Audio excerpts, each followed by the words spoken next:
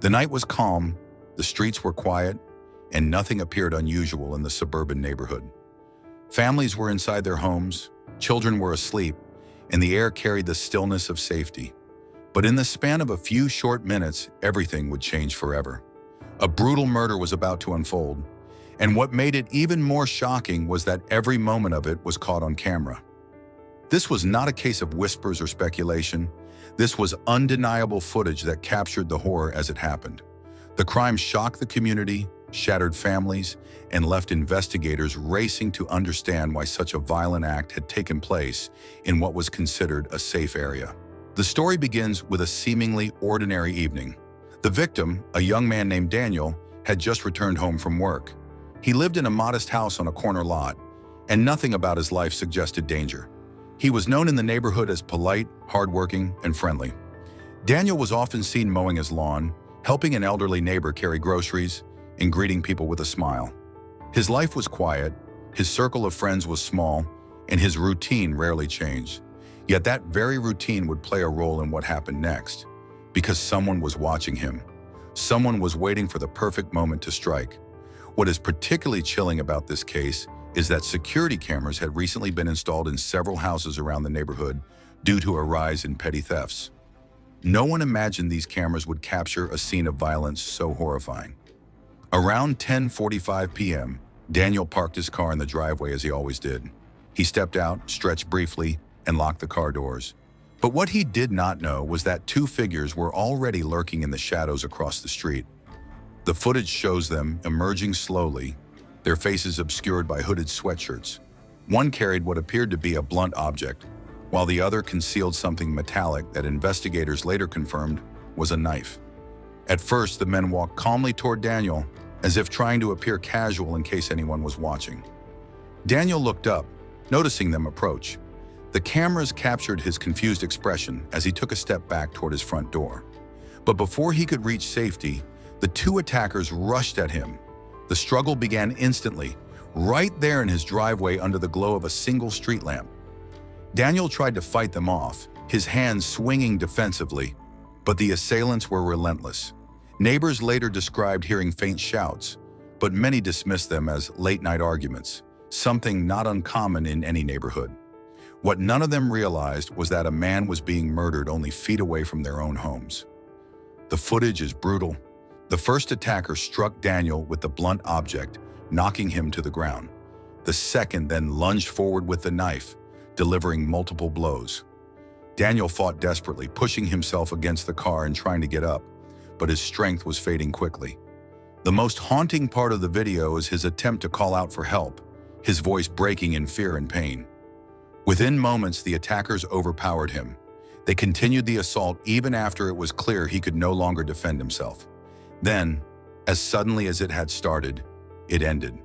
The men stood over him, one of them checking to make sure he was no longer moving, before they fled into the darkness. When police arrived, summoned by a frantic neighbor who finally realized something was wrong, they found Daniel lying motionless in his driveway. He had sustained fatal injuries and was pronounced dead on the scene. Forensic investigators immediately secured the area, collecting blood samples, fingerprints, and the footage from every available camera. What stunned officers was how clearly the crime had been recorded. Every move of the attackers was visible, every strike, every sound. Yet their faces remained hidden behind masks and hoods, making identification a challenge. This case is a chilling reminder that evil often hides in plain sight. The neighborhood was considered safe, and people believed violent crime could never touch their lives. But what the cameras revealed was that violence can strike anywhere, even in the places we feel most comfortable. Investigators knew that solving this case would require piecing together not only the footage, but also the life of the victim. Who wanted Daniel dead? Why had he been targeted with such brutality? As detectives dug into Daniel's background, they uncovered details that painted a different picture from the one neighbors had described. Daniel was indeed hardworking, but he had also made enemies. At his workplace, tensions had risen after he reported a co-worker for theft. This co-worker had been fired and was known for his violent temper.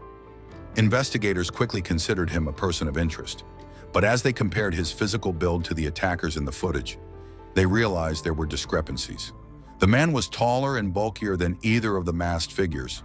Moreover, his alibi placed him miles away at the time of the crime, backed by multiple witnesses. So the question remained, who were the men caught on camera? Here is where the investigation took a disturbing turn.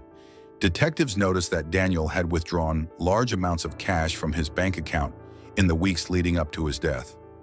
The money was unaccounted for, and none of his family knew why he had taken it out. Some speculated he was paying off a debt. Others believed he was involved in something darker. Phone records revealed late-night calls to numbers associated with known gang members in a nearby city. Could it be that Daniel was entangled in something far more dangerous than anyone realized? The footage from the night of the murder was studied frame by frame. At one point, one attacker briefly adjusted his mask, revealing a glimpse of his jawline and a tattoo near his neck. Investigators circulated this detail among local police databases, and within weeks, they had a match. The tattoo belonged to a man named Carlos, a small-time criminal with a history of armed robbery. His known associate, Miguel, matched the build of the second attacker. The revelation was explosive. Detectives now had names to go with the masked figures, but the question of motive still lingered. Why Daniel? Why that night? As evidence mounted, it became clear that Daniel's cash withdrawals were linked to extortion. Carlos and Miguel had been pressuring him for money, threatening harm if he did not comply. At first, he paid them quietly, hoping the harassment would end, but eventually he refused to hand over more money. That refusal is what sealed his fate. The attackers had decided to make an example of him, to show others what happened when demands were ignored. And because the murder was caught on camera, the very footage they had tried to avoid became the tool that sealed their downfall. When police finally arrested Carlos and Miguel, both men denied involvement. They claimed the footage was too grainy to prove their identity, but the tattoo, the physical matches, and phone records linking them to Daniel left little room for doubt. In court, the prosecution presented the chilling video in front of the jury. Every sound, every strike, every desperate plea from Daniel was played back in that silent courtroom. Witnesses described jurors visibly flinching as the brutality unfolded on the screen. By the time the trial ended, the verdict was clear.